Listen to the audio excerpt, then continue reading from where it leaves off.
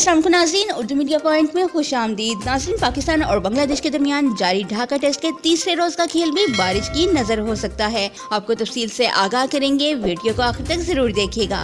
नाज़रीन, ढाका में मुसलसल बारिश का सिलसिला जारी है, जिसकी वजह से दोनों टीमों को फिलहाल होटल में रहने की हिदायत की गई है।